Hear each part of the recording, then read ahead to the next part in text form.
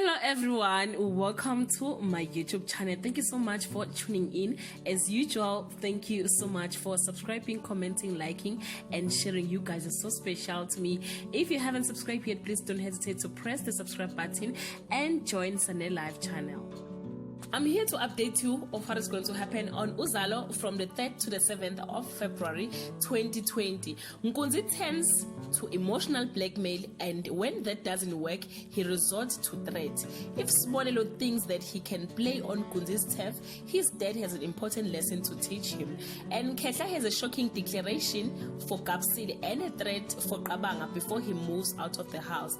The police station is buzzing because Lily has come to work and she gets the best of Detective Nyao and Mondli, putting them in their place and lending promotion with her superb instincts. Sbu realized that Fikile has placed the blame for his plan's failure family on his shoulder, and he fears that he will lose her for good this time.